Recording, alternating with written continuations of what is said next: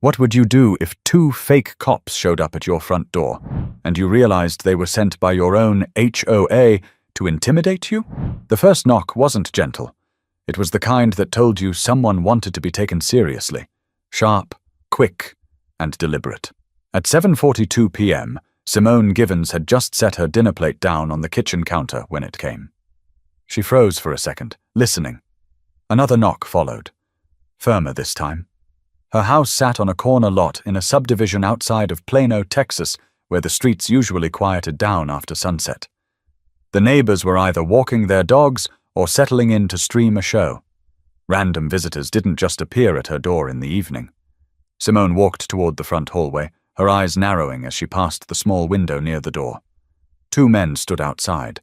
Their stance was stiff, their uniforms a patchwork of dark vests, boots, and shirts that looked purchased, not issued.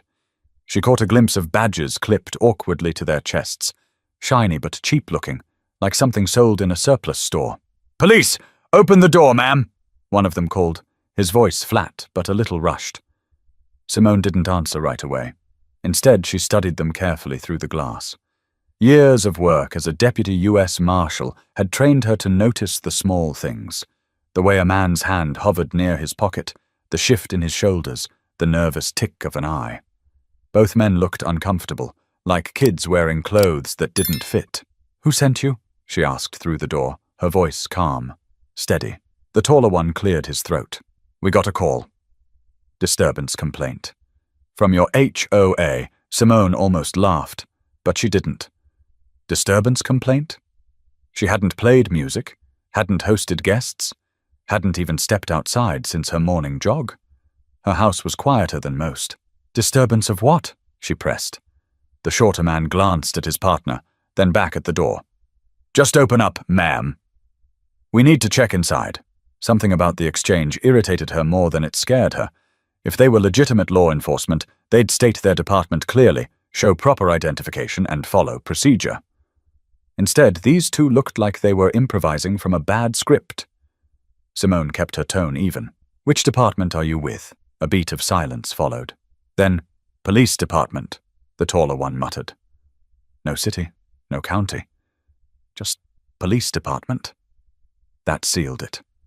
She unlocked the storm door, not to let them in, but to lean forward enough that her voice carried stronger. "If you're really officers, you'll state your names and your badge numbers." The shorter man shifted, his hand twitching at his side. "Lady, don't make this difficult." Simone's lips curved into the faintest smile. That phrase was all she needed. No legitimate officer would speak that way to a homeowner standing behind her own door. That was intimidation, not procedure. "Funny," she said softly. "Because difficult is what I do for a living." She let the words hang, studying their reaction. Their eyes flickered with confusion. They hadn't expected pushback, especially not from a woman standing alone in her living room.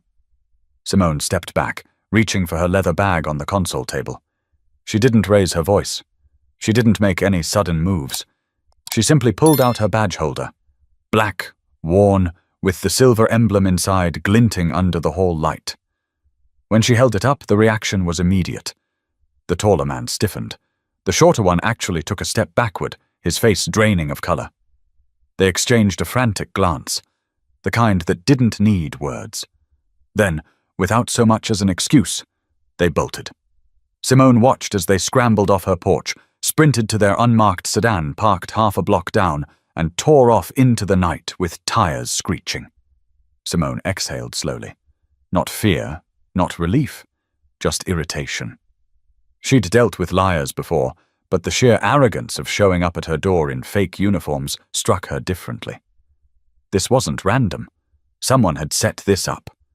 And in her neighborhood, there weren't many suspects. Her phone buzzed on the counter. She glanced at it, still holding the badge in her hand. A text from her neighbor, Carla Rains, appeared. "Did 2 officers just leave your house?" Simone typed back quickly. "Not real officers." Carla's reply came fast. Then who were they? Simone stared at the empty street beyond her window. "That's the question," she whispered to herself. But questions rarely stay unanswered for long in a community where everyone thinks they know each other's business. Simone didn't sleep much that night. She sat at her kitchen table long after the fake cops had peeled away, the badge still resting beside her phone.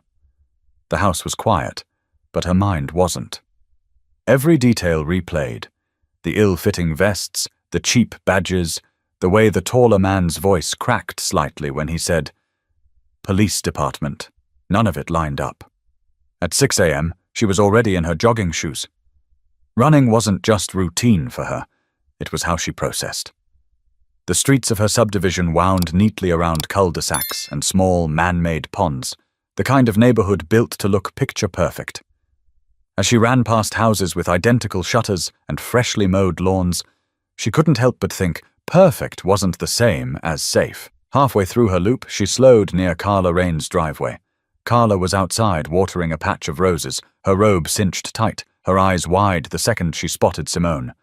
"Simone, you scared me half to death last night," Carla said, setting the hose down. "I saw them leave. They looked like cops, but something was off." "That's because they weren't cops," Simone answered. She kept her voice level, though irritation flickered beneath it. Carla leaned closer. "So who were they?" "That's the question." Simone wiped sweat from her forehead. "And better yet, who sent them?" Carla hesitated, glancing up and down the street as if someone might be listening. "You don't think—" She lowered her voice. "The HOA had something to do with it?" Simone raised an eyebrow. "That's exactly what they said. A disturbance complaint. But Carla, you've known me for 3 years. You ever seen a single disturbance in my house?" Carla chuckled nervously. "Only when you're yelling at the Cowboys game." Simone cracked a smile but didn't answer. She knew Carla meant well, but this was more than gossip. The Homeowners Association had always been strict. Lawn heights measured, mailboxes checked, driveways cited for the tiniest cracks. But this?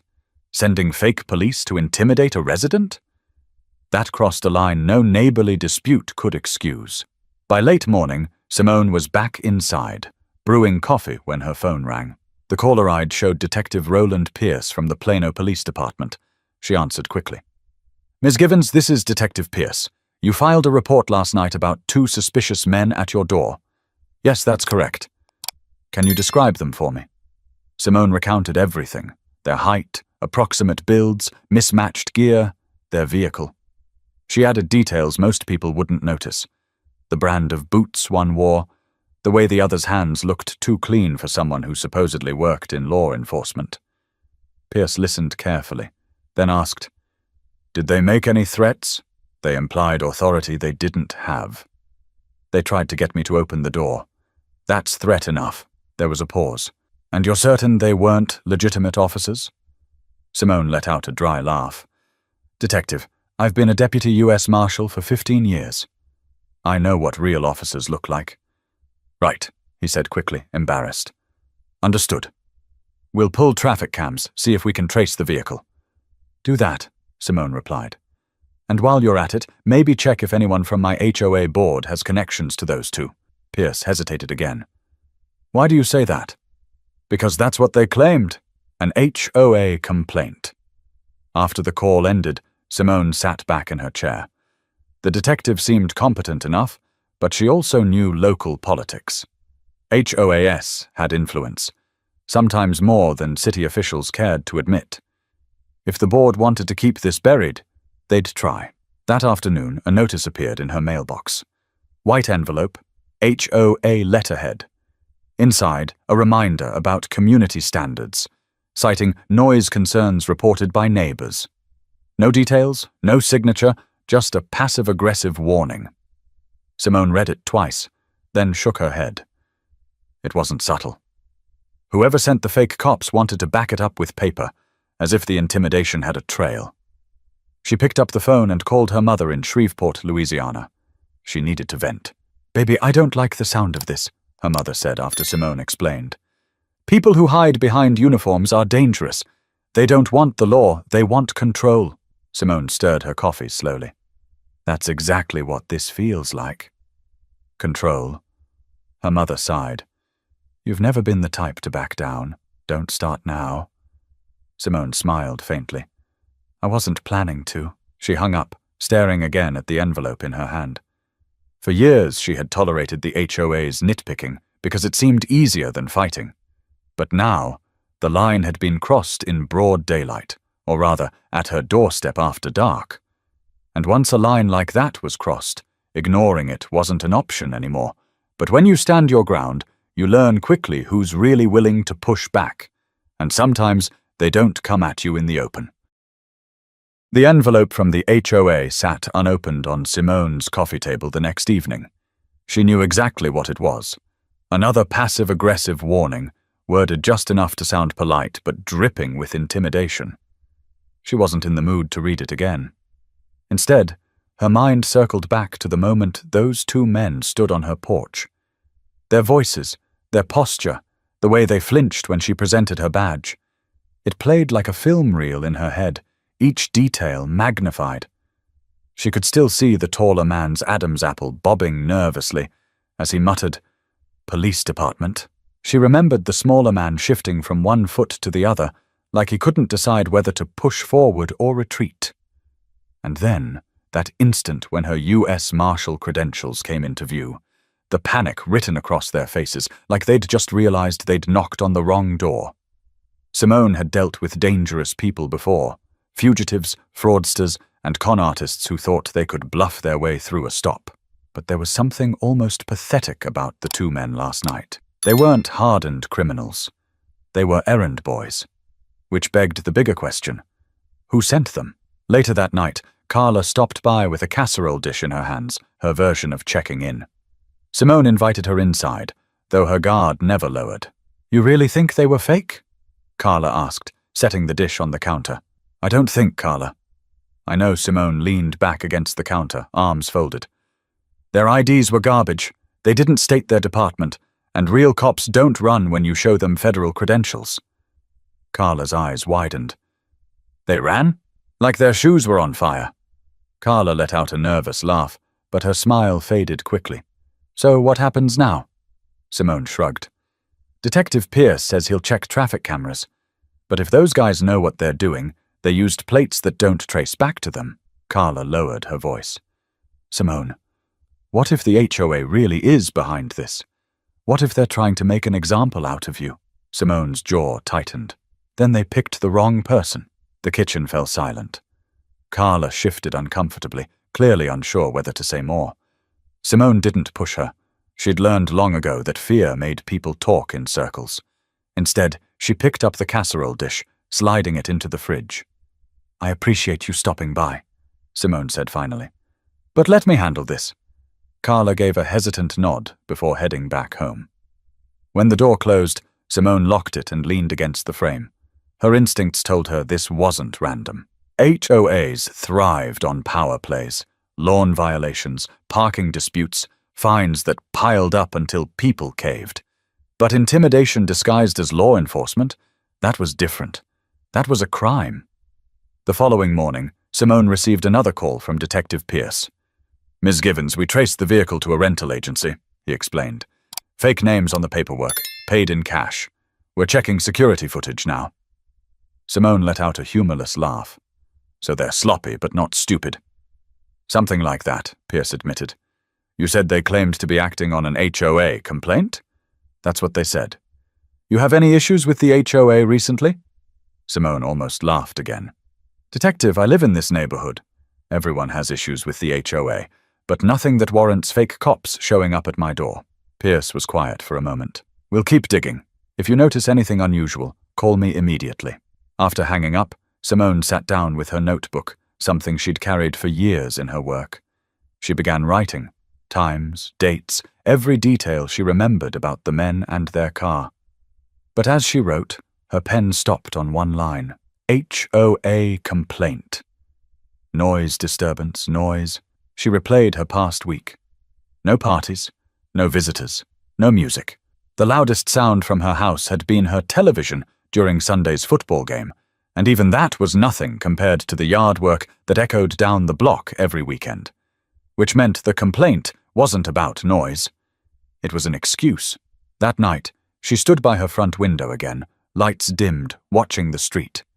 She didn't expect the fake cops to return so soon, but something in her gut told her she hadn't seen the last of them.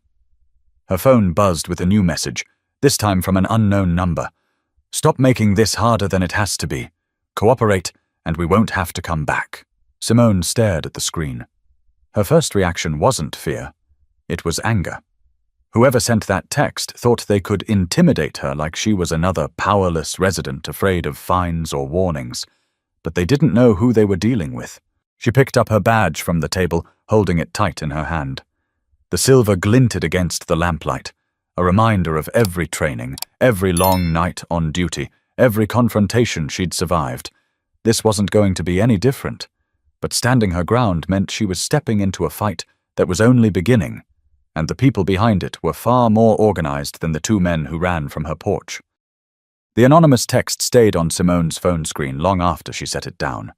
She paced her living room, the glow from the streetlight outside spilling in through the blinds. A message like that wasn't random. It was deliberate, targeted, and meant to shake her. But instead of fear, what she felt was the same controlled energy she had before going into a raid, heightened awareness, a readiness for what might come next. Still, she knew better than to ignore it. She typed the number into a search database she had access to through work. No match. Disposable. Whoever sent it knew enough to cover their tracks. Around 10 p.m., there was another knock. Lighter this time, almost tentative. Simone paused, hand hovering near the grip of the firearm she kept holstered at her hip. She looked through the peephole and saw Carla again, this time holding her phone. "Simone, I'm sorry," Carla said the moment the door opened. "I just got something too. Look." She handed her phone over. On her screen was a group email forwarded from the HOA board. "We have received multiple complaints about Ms. Given's property being a disruption to the community. We are investigating further and will ensure our neighborhood standards are upheld." Simone raised her eyebrows. "Disruption? That's creative." Carla shifted nervously. "They've never sent emails like this about anyone else." "It feels personal," Simone handed the phone back. "That's because it is. And Carla, they're counting on everyone staying quiet while they target one person at a time." Carla lowered her voice. "People are scared of them. They fine you for the smallest thing, and if you don't pay, they threaten liens. Most folks don't want to risk it." Simone gave a short laugh. "Scared of a few neighbors with clipboards?" "That fear is exactly what keeps them in power." Carla didn't answer, but her eyes said everything. She wasn't ready to fight them. Not the way Simone was. She muttered a soft goodnight and slipped back across the street. Simone locked the door again and went straight for her laptop. She pulled up the HOA bylaws, reading line by line. Most of it was standard: maintenance requirements, architectural approvals, dues. But tucked between the lines were clauses giving the board sweeping authority to enforce rules, hire contractors, and even pursue legal action without resident approval. Power, written into fine print. Her thoughts were interrupted by another call from Detective Pierce. His voice carried a note of urgency. "Ms. Givens, I need to ask, have you received any contact from these men since the incident?" "Not directly from them, but I just got a text message, and my neighbor received an HOA email calling me a disruption." Pierce sighed. "That escalates it. I'll need you to forward me the text and the email. We're already looking into the rental car, but whoever's backing this is covering their tracks." "Of course they are," Simone said. "They've probably been doing this to people for years. Just not to someone who can push back." There was silence on the other end. Then Pierce spoke carefully. "Ms. Givens, off the record, be careful. HOAs aren't supposed to operate like this, but when you mix money, power, and people who don't like being challenged, things get messy." Simone almost smiled. "Detective, messy is my specialty." After the call, she grabbed her badge again, staring at it on the table. Most people in her position would have called it a night, maybe even considered moving away. But moving wasn't in her vocabulary. She hadn't built her life to run from bullies dressed in fake uniforms. Just as she turned off the lights and headed upstairs, her phone buzzed again. Another text, same number. "Last chance. Stop asking questions." Simone didn't reply. Instead, she took a screenshot, forwarded it to Pierce, and set the phone face down. She climbed into bed, her thoughts racing. Who exactly was behind this? Was it the HOA president? A group of board members? Or someone else entirely, using the HOA as cover? Her instincts told her she was being tested. They wanted to see if she'd fold under pressure, if she'd take the hint and back down quietly like so many others probably had. But Simone wasn't built to back down. She turned onto her side, eyes on the badge resting on the nightstand. If they wanted a fight, they'd picked the wrong house. But when the sun rose, it wouldn't just be about her anymore, because neighbors were already whispering, and whispers have a way of turning into something louder. By the next morning, the subdivision wasn't as quiet as usual. Simone noticed it when she went out to get her mail. Curtains shifted. A neighbor walking their dog slowed near her driveway but didn't greet her. People were talking, and not in hushed tones anymore. She opened the mailbox. Another HOA letter. She didn't bother opening it right there. Instead, she tucked it under her arm and looked around. Across the street, Carla Rains stood by her SUV, clearly waiting for her. "Simone!" Carla called out. "You need to see this." Simone walked over. Carla handed her phone across the hood of the car. The neighborhood Facebook group was lit up with posts. "Does anyone know why there were police at Simone's house?" One read. Another, "If our community rules don't apply to everyone, why should we bother following them?" A third was even sharper. "I've heard she thinks she's above the rules because of her job." Simone's mouth tightened. That didn't take long. Carla shifted uneasily. "People are nervous. Some don't know what to believe. The HOA's email made it sound like you were causing problems." "Of course it did," Simone muttered. That was the point. As they spoke, another neighbor, Geraldine McCoy, strolled by with her poodle. She slowed just enough to make her words sting. "Some of us like peace in this neighborhood, Simone." "Maybe you should think about that." Simone met her eyes. "Peace doesn't come from lies, Geraldine." The woman didn't respond, just tugged her dog along and kept walking. Carla whispered, "They're turning people against you." "They're trying," Simone corrected. "There's a difference." Back inside, she finally opened the latest HOA letter. It repeated the same language: disturbance complaint, community standards, pending review. Only this time, the fine print threatened further action if issues continued. She snapped a picture of the letter and sent it to Detective Pierce with a short message. "They're building a paper trail." Minutes later, her phone buzzed. It was Carla again, her voice shaking. "Simone, the board's holding an emergency meeting tonight. Word is they're planning to bring you up in front of everyone." Simone laughed quietly. Good. Let them that evening. The subdivision's clubhouse was packed. Rows of folding chairs filled the main hall, neighbors fanning themselves with agendas printed on cheap paper. Simone sat near the back, calm but observant, watching faces. Some avoided her gaze. Others stared too long. At the front of the room sat the HOA president, Martin Kellum. Mid-50s, grey suit, the kind of man who loved titles and control. He cleared his throat into the microphone. "Thank you for coming on such short notice," Kellum began. "It's come to our attention that recent incidents have disrupted the harmony of our community.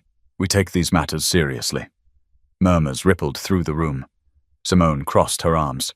She didn't have to wait long before her name came up. "Miss Givens," Kellum said, looking directly at her. "There have been repeated complaints regarding your property and conduct." "The board is reviewing appropriate measures," Simone stood, her chair scraping against the tile. "What kind of complaints?" Kellum's smile was thin. "Noise disturbances, disrespect toward neighbors, non-compliance with community standards." "Funny," Simone said, her voice carrying easily. "I haven't had a single guest. My lawn is trimmed better than most here, and the only noise louder than my TV is your gardener at 6 a.m. Laughter broke out from a few neighbors in the back. Kellum's face reddened. Simone continued. "And while we're at it, maybe you'd like to explain why 2 men dressed in fake uniforms showed up at my door claiming to act on an HOA complaint. Was that your idea of enforcement?"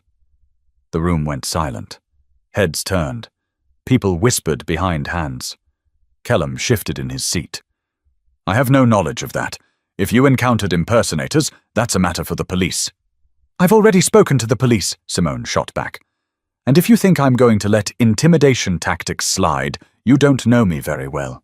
Carla glanced around nervously, but Simone stood firm. Her eyes scanned the crowd. Neighbors she jogged past every morning, waved to at the mailbox, nodded at in the grocery store. Some looked ashamed, others skeptical. But for the first time, the story wasn't one-sided. Kellum tried to regain control. This meeting is not the place for accusations. Then maybe it's the place for truth, Simone replied. Because truth has a way of coming out, whether you like it or not. The tension in the room was thick, heavy enough that even Geraldine clutched her poodle closer. But meetings end, and when people leave, the real conversations begin. Whispered in driveways, typed into group chats, and spread faster than any official memo. By the time Simone returned home from the chaotic HOA meeting, her phone was already lighting up. A voicemail from Detective Pierce waited for her. She kicked off her shoes, sat at the kitchen table, and pressed play. Ms. Givens, it's Pierce. We've got some developments. Call me back when you can. This is something you'll want to hear. She dialed immediately. He picked up on the second ring. Glad you called back, Pierce said. We traced that rental car further. Turns out the IDs used were connected to a string of fraudulent rentals across Collin County. Same handwriting, same fake addresses. Whoever rented that vehicle didn't just slip up. They've done this before. Simone leaned back in her chair. So we're not talking about amateurs. This is a pattern. Exactly, Pierce replied. And here's the kicker. One of the names tied to those rentals matches a contractor the HOA used last year for security patrols. Ring any bells? Simone thought back. They did hire a company once, after some break-ins, but it wasn't official police, just guys in vests driving golf carts. Pierce lowered his voice. Right. Well, we're looking at a man named Travis Blaylock. Runs a private outfit out of Garland. Shady record, unlicensed, sued twice for impersonation. Guess who signed the HOA's payment checks to him? Simone didn't hesitate. Kellum. Pierce sighed.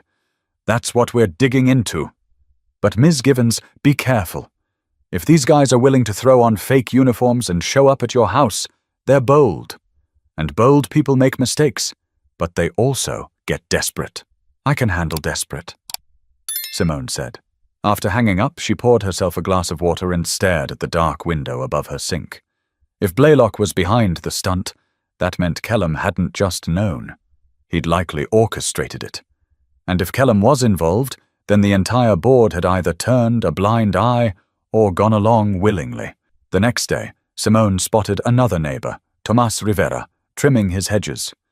Normally quiet, Tomas raised his head and called out, Simone! Got a minute. She walked over. Tomas lowered his voice. I know you've been under fire with the HOA. I don't buy their story. Last month they tried pulling the same thing on me, threatened me with a fine for parking my truck outside overnight. I checked the bylaws. Nothing about trucks. When I pushed back, I got a letter about disturbances too. I think they're running a game. Simone studied him carefully.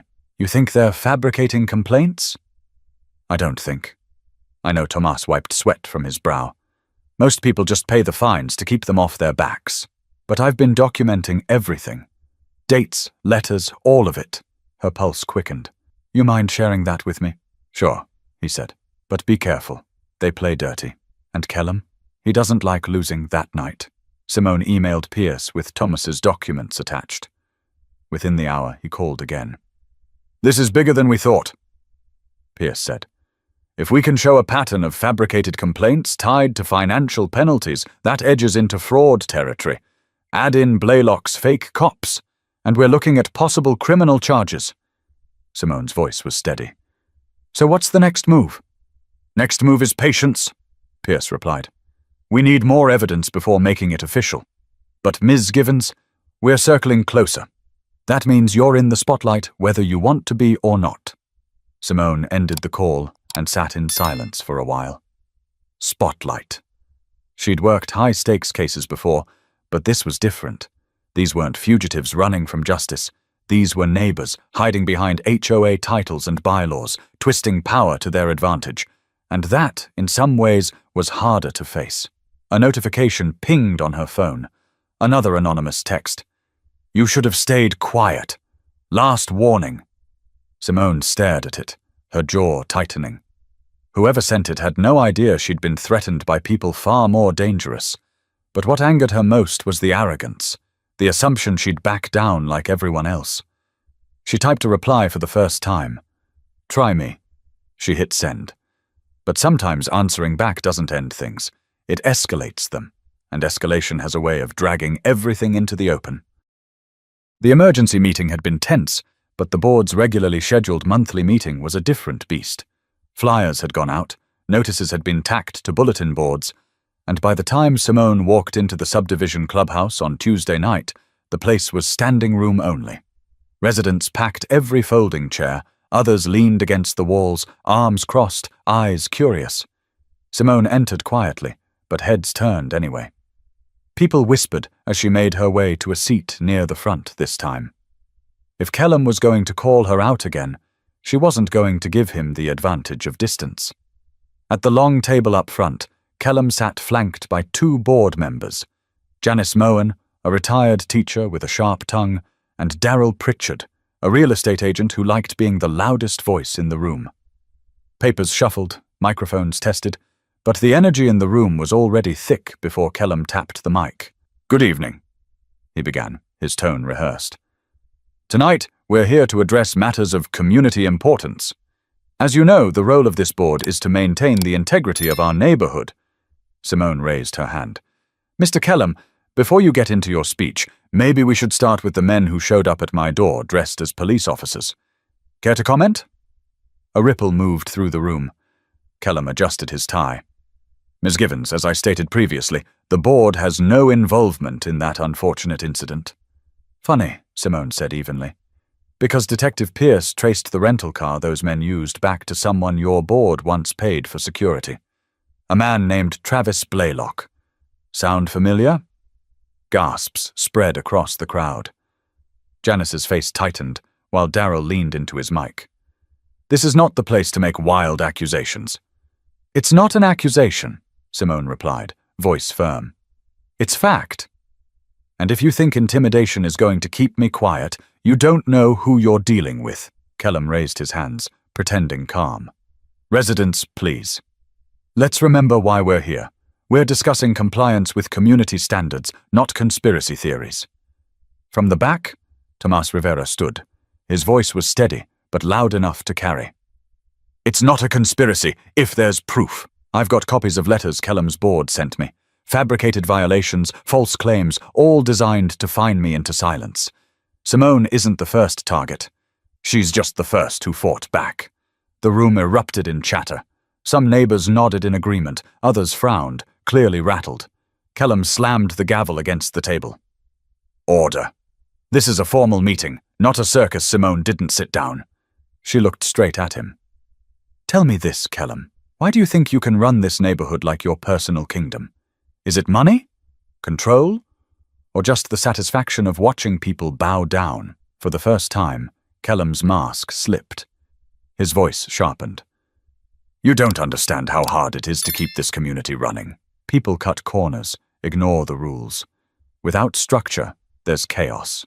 "Structure is one thing," Simone shot back. "Sending imposters to my door is something else entirely."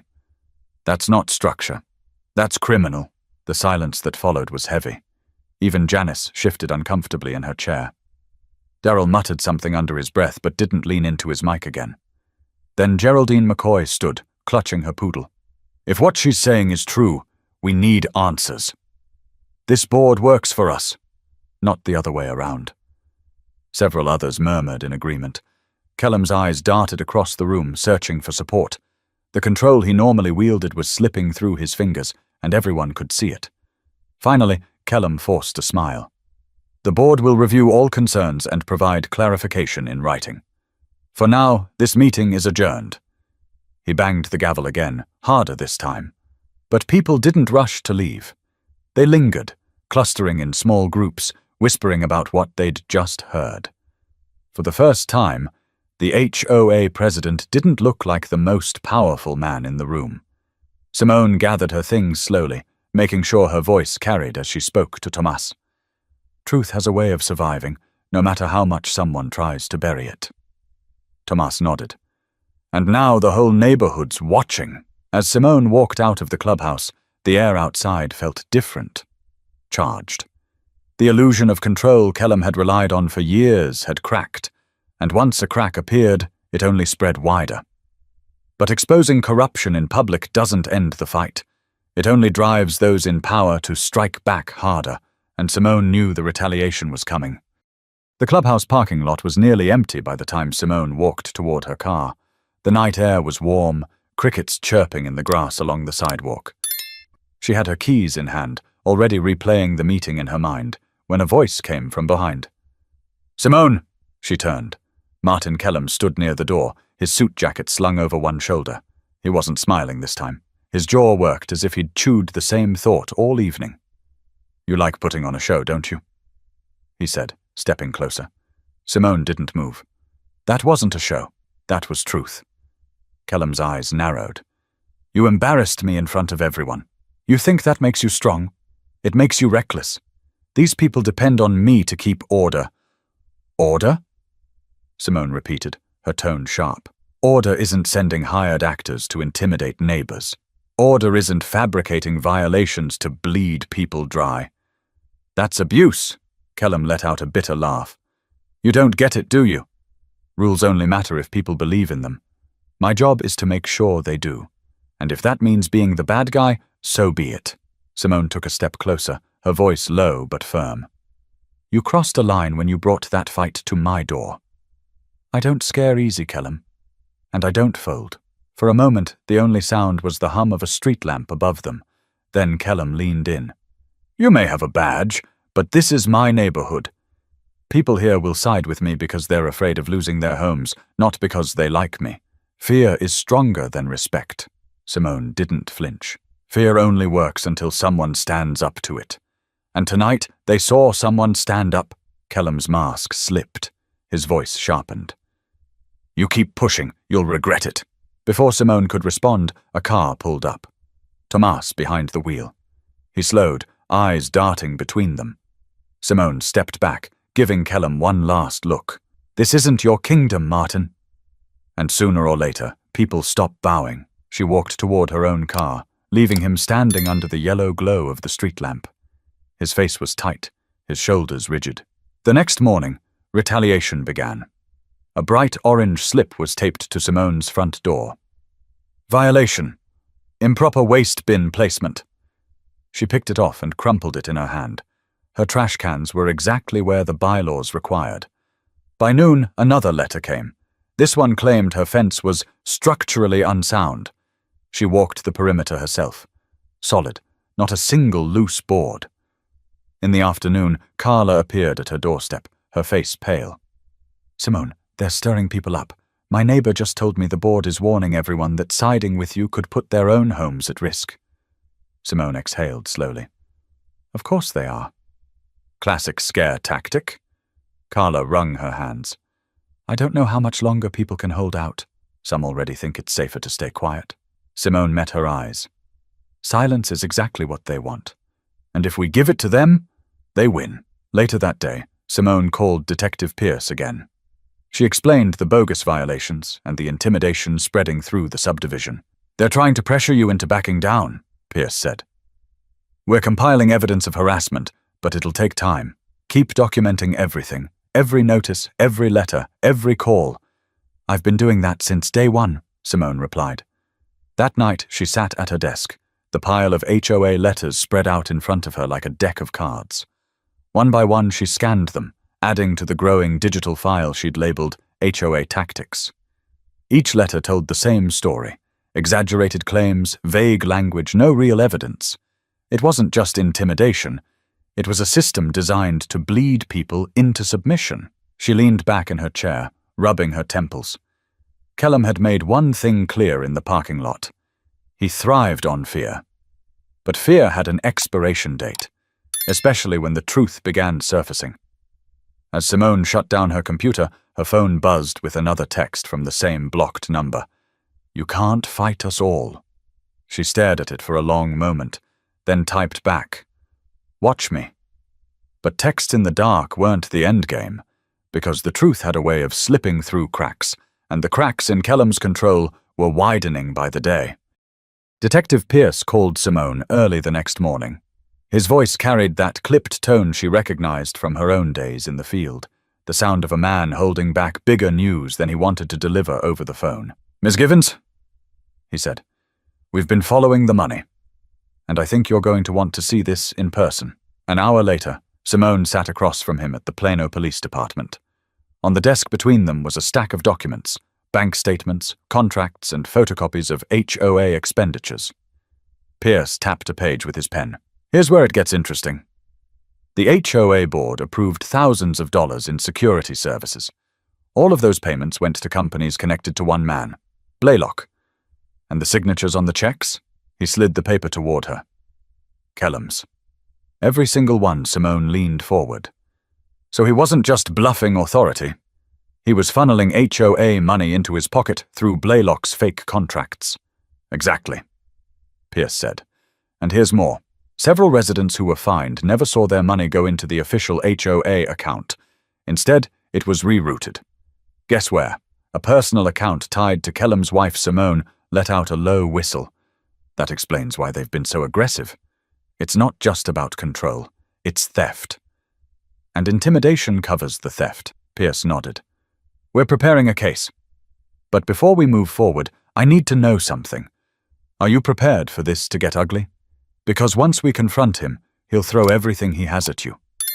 And by extension, anyone who stands with you." Simone didn't hesitate. "I've dealt with worse than Kellum. And the longer he runs unchecked, the more damage he does to people who don't know how to fight back." Pierce studied her for a moment, then gave a short nod. "All right. Then let's do this right." That afternoon, word began to spread. Tomas printed out copies of his own letters and handed them to neighbors door to door. Carla shared screenshots of the HOA's vague complaints against her and others. A picture began forming that was hard to ignore. The same patterns, the same intimidation, the same bogus fines. By evening, Simone's phone buzzed constantly with messages from residents. "I thought I was the only one. They fined me for a paint color that was approved. They threatened me about my mailbox." The subdivision that once whispered behind curtains was now talking openly, and Kellum's grip loosened with every shared story. But Kellum wasn't silent. That night, Simone received a letter slipped under her door. No envelope, no official letterhead, just plain white paper with words typed in bold. "Stop poisoning this community. People like you don't belong here." She stared at it for a long moment. The intent was obvious. It wasn't just about silencing her voice. It was about reminding her of who they thought she was. A black woman daring to stand against an all-white board in a neighborhood where power was guarded like a family heirloom. Instead of tearing it up, Simone slipped the paper into her evidence folder. Proof was proof, no matter how vile. The next morning, she walked outside to see Carla and Tomas waiting by the sidewalk, both holding folders stuffed with documents. Carla spoke first. "We're with you, Simone. Whatever comes next, we're not letting you stand alone." Tomas nodded. "They've scared people long enough. It's time everyone knows what's really going on." Simone felt a weight shift in her chest. For days, she'd carried this fight almost alone, but now the tide was turning. Fear was giving way to courage, one neighbor at a time. That evening, the police moved in quietly. Pierce's team collected files from the HOA office, seizing records under a warrant. News vans appeared the next morning, parked at the entrance of the subdivision. Neighbors stood on porches, watching as cameras rolled, reporters asking questions. "Is it true the HOA president is under investigation for fraud?" one shouted.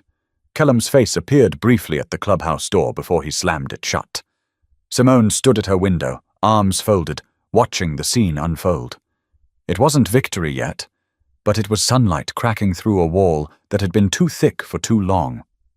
But sunlight doesn't just expose corruption, it forces choices, and Kellum's next move would decide whether he fought to the bitter end or watched his empire collapse. The subdivision hadn't seen this much attention in years. By the end of the week, local news crews were still parked at the entrance, neighbors gathered in clusters on driveways, and every conversation circled back to one man, Martin Kellum. The police investigation moved fast. Fraud, embezzlement, misuse of HOA funds. The evidence piled high.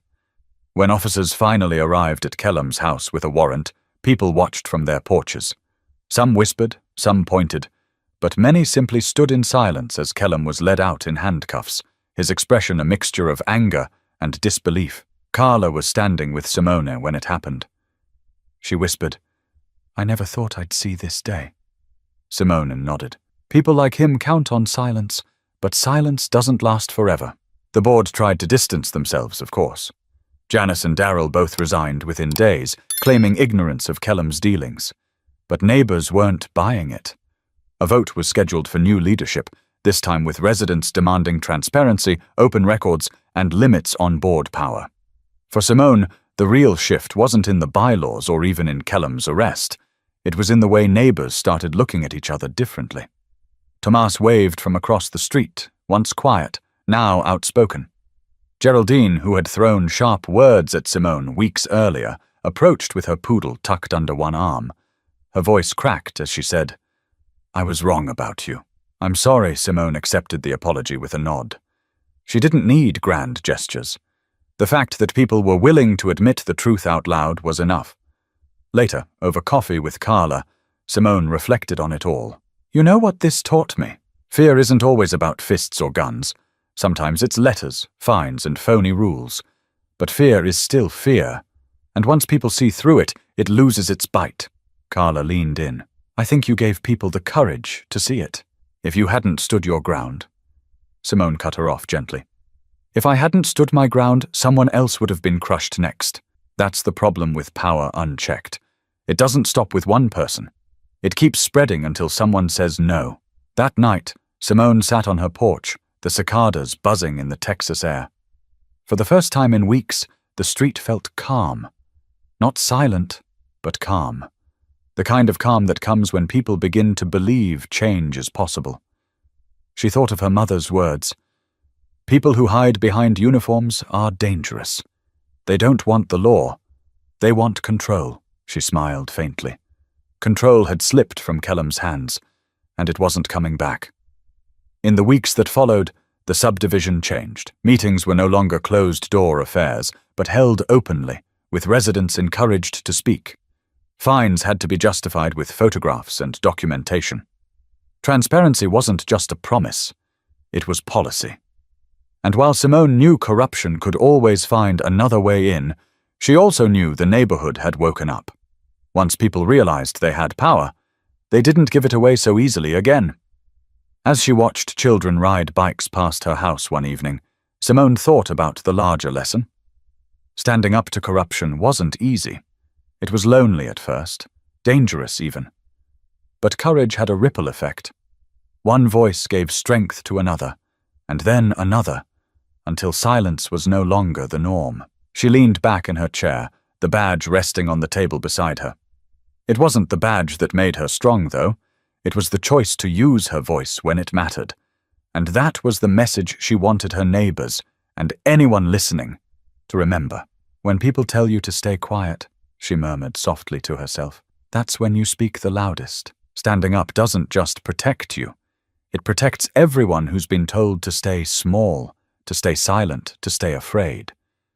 And if this story tells you anything, it's this: never give fear the final word. So if you've followed Simone's journey here, take this as your reminder. Don't let intimidation, whether from a boardroom or a bully, decide your life. Stand firm. Ask questions. Demand better. And if you want more stories that prove courage matters, make sure you subscribe. Because the next time someone tries to silence the truth, you'll want to hear how it fights its way back.